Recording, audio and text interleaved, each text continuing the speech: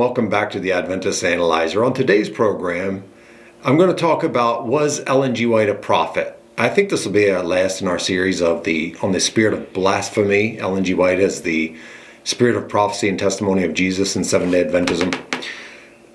The question arises, was Ellen G. White a prophet at all? I know that she does have some prophecies, all of which failed, by the way, and they're reinterpreted or conditionalized away or refuturized by Seventh-day Adventists. They were supposed to be imminent at the time, but that doesn't matter to Adventists.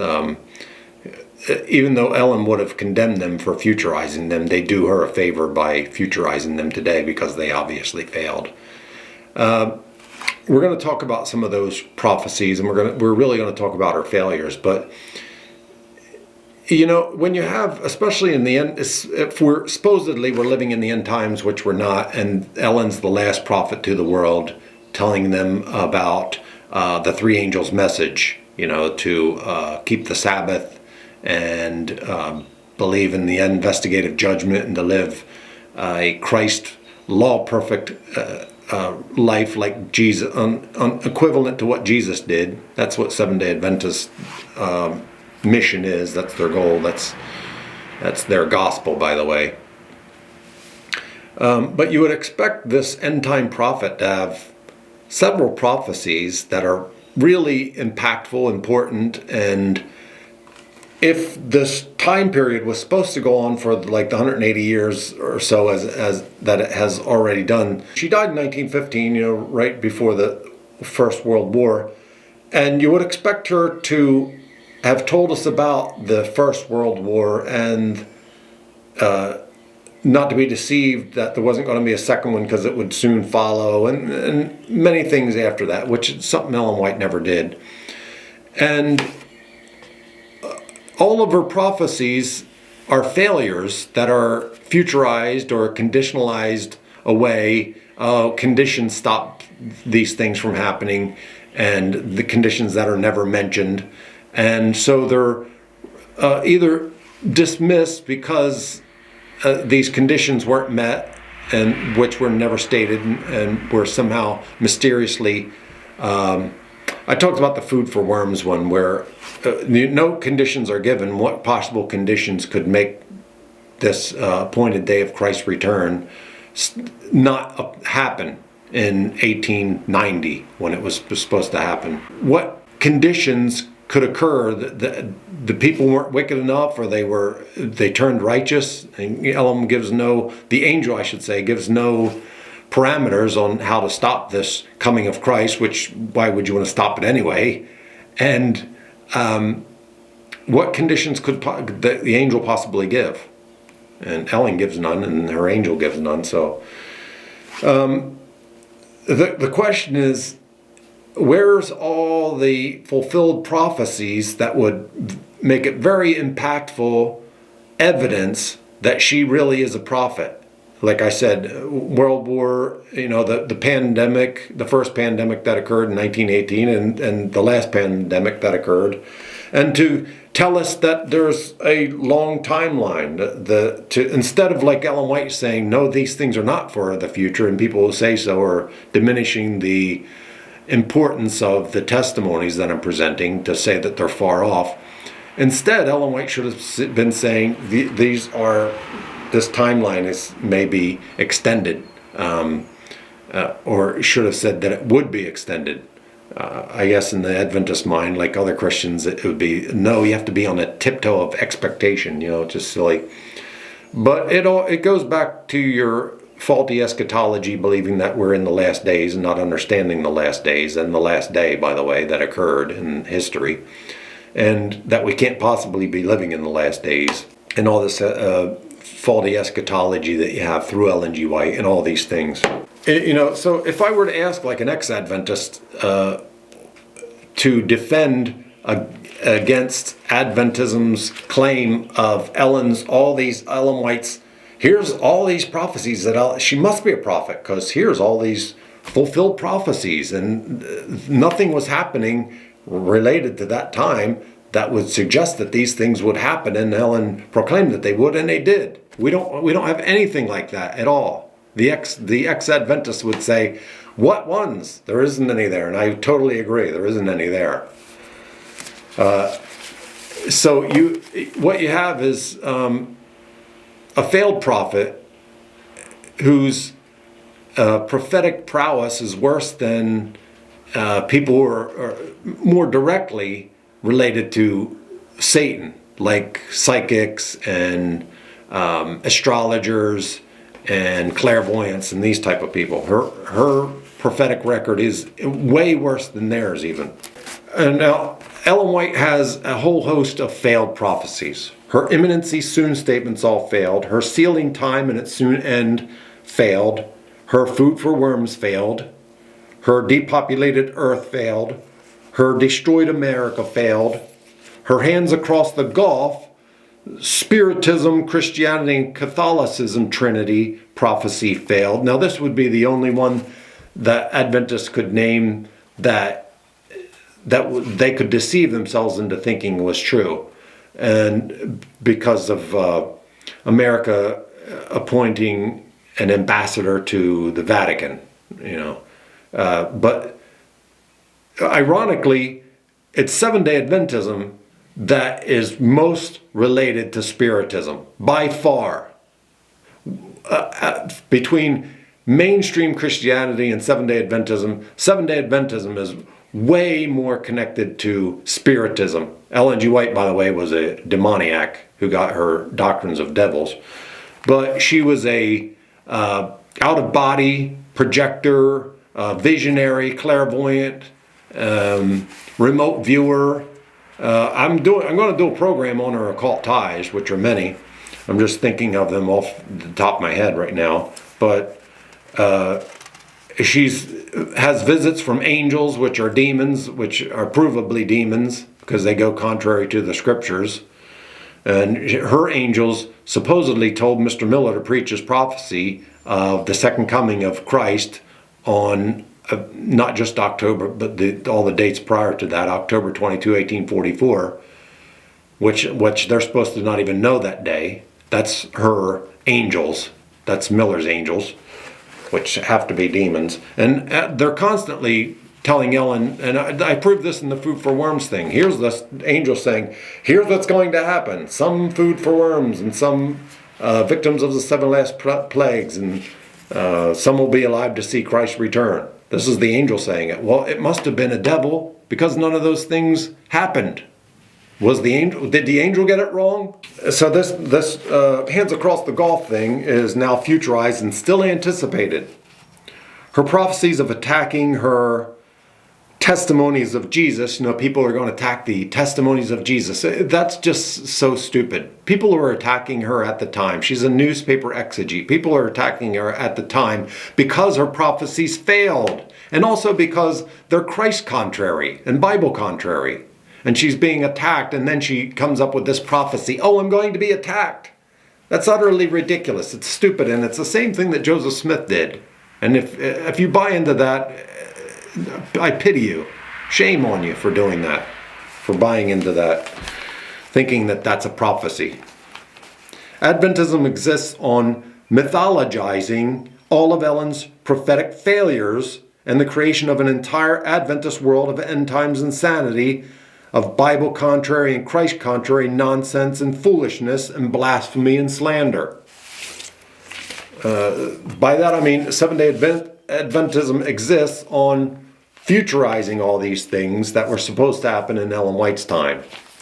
And Adventism, just like Mormonism today, with Joseph Smith's failures and his letters, they go in and the scholars in Adventism and Mormonism go in and make up all these crazy things that their supposed prophet was saying, and turn them into something completely different. And that difference is the body of their religion. It's the body of Seventh-day Adventism. It's the life, so to speak. It's giving life to the beast of something that should be dead. And that's Seventh-day Adventism. Something that should have died with all of its failed prophecies. So Ellen White's prophecy success rate is non-existent, I would say, or abysmal, even if you are very favorable to her. And psychics, clairvoyants, and astrologers have a better rate than her. And but they have failures. So if you're Deuteronomy 18:22, those charlatans, then why not Mrs. White? If any prophecy fails of a prophet, no matter how many of them succeeded, and we don't have that in Ellen G. White, but even if one prophecy fails, then you must follow Christ, thou shalt not, of not listening to or fearing that prophet anymore, which you don't do. You don't obey God. And you're a Millerite, and that proves that you don't obey God from the very beginning. You start off on that disobedience, disobeying God, and not repenting of Millerism. And you don't discount Mrs. White and do what you're supposed to because you are beguiled. The devil has deceived you into believing this Seventh-day Adventist mythology. And so no matter how outrageous or egregious or how much of a failure Ellen White's prophecies are, you still will not obey God. As talking about extreme failures, on one of the other programs I talked about Ellen White's depopulation of the earth, where she said the earth would ere long become depopulated. Very soon it's going to become depopulated. And, if Jesus didn't return, but he's going to return, so the world's not really going to get depopulated because he's going to come back soon. But if he didn't, the world would become depopulated from the sick people. And the opposite is true of that. Instead of 1.1 billion people, when that prophecy was made, pretty soon we're going to have 10 billion. We're going to have 10 times that number of people. That's a total failure, utter total failure. But yet, you still don't obey God by dismissing Ellen, not being afraid of her anymore. And you're definitely afraid of Ellen. You will obey Ellen over Jesus every single time. So you follow this matrix of delusion that Seventh-day Adventism is a true church, and all these things that you present are actual reality, which they're definitely not. You're caught up in this matrix of Seventh-day Adventism, believing that all these things that Adventism teaches and that Ellen White taught are actually true and real and biblical, which they are not. They're definitely not. And I've proven that in these series of programs that I've done already, and I'll continue to prove that. Now, I'll debunk all of the major beliefs of Seventh-day Adventism, and I've done so, many of them already. You're not the remnant. Like this program, you don't have the spirit of prophecy. You don't have the gift of prophecy in Ellen G. White. You can't have the gift of prophecy when they've ceased, that's for one thing. And even if they were still around, you have to have all of them.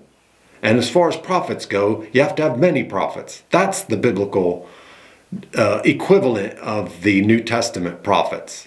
Not just saying, oh, see, look over here, New Testament, there's New Testament prophets, so the gift of prophecy is around. That's just idiotic, shallow nonsense, which is what Seventh-day Adventism, that's how Seventh-day Adventism began in the beginning, in Millerism and after that. And in fact, in your mind, Seventh-day Adventism is the true iteration of the Bible. You envision a cloud-riding Christ who's going to destroy the entire world's inhabitants, only saving those who convert to Adventism's view of the Bible and to Ellen White's idiotic ordinances, which actually mock Christ. To you, Adventists, salvation is an unknown and unknowable secret held by God, and it is hoped for by Adventists by checking off a long list of must-dos and even a longer list of must-do-nots. They're not baptized in appreciation for the perfect and complete salvation that Christ has given them by faith and grace alone. They do these things, like all things, they're baptized to check off a mandate.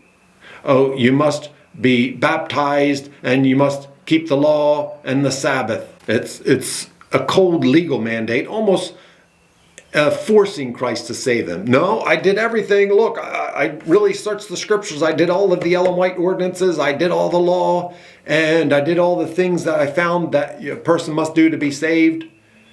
And I believe in the Lord Jesus Christ. All these things are, this religion is just checking off boxes in order to be saved. It's is cold letter legalism. And like all things in SDA theology, religious ceremonies are mandates. They are a lengthy series of must-dos in order to hopefully one day find that you made it to heaven through a series of smart, correct, and lucky choices. And it is your spirit of prophecy, spirit of blasphemy, Ellen G. White, which has instilled them into you. And how she did this was because she was likely a demoniac, but besides that, she was open to demonic doctrines of devils that came in through her into and filled up Seventh-day Adventism. That is what Seventh-day Adventism is. I know that that's a reality. I'm program after program, I'm proving that to you. The devil was able to do this through Ellen White because of her history. She was a shouting Methodist who turned to Christ-mocking Millerism and then never repented of it. Instead, she justified it and created, helped with some help, created a whole big lie that justified Millerism and created this other thing, which is total blasphemy and denies the gospel of Jesus Christ, the investigative judgment, which is what they came up with to exonerate Millerism. That he had, instead of having the right event, he had the right time and everything, all that was correct, but he had the wrong event. No, he had nothing right. So this line of succession of wickedness, not glory unto glory of God, but wickedness unto wickedness, deeper and deeper into the devil, is easy to see as throughout Ellen White's life, and how she brought all these things into Adventism and how wicked they are once you investigate them. And through unrepentance, we're told you have this, you have a lie and then you cover it up, and you make a mistake and then you cover it up, and Seventh-day Adventism is built on lies and cover-ups, and nothing good can come out of that. Nothing clean can come out of the uncleanness of Millerism, and that is Seventh-day Adventism. So I guess this is going to be the last in this series on the spirit of blasphemy. And I have this next program that I'll interject into these other programs that I want to get into, perhaps another series, but maybe I'll do a few of these other smaller programs.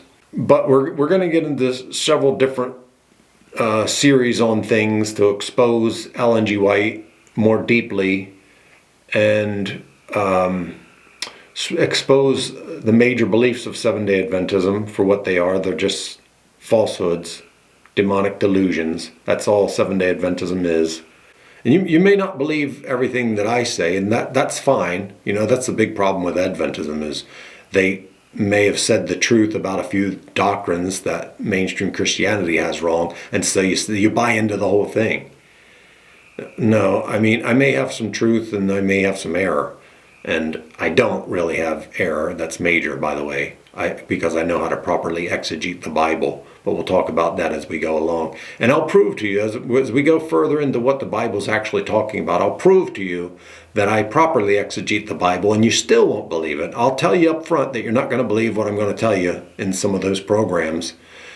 And yet you will, exegetically, you will not be able to defeat me. You'll just say, oh, I just know that can't be true. You won't be able to exegetically prove what I'm saying is wrong or defeat what I'm saying, but you still won't believe it because it'll be just too much for you.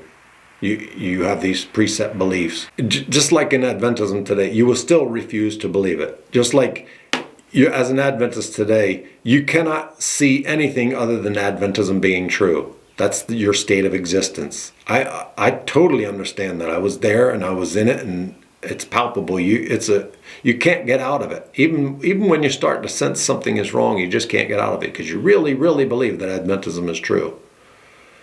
And that's why this program, each and every one of them, is paving you an exegetically, solidly scriptural road of Christ, built by Christ in the Bible, His Word, out of Adventism.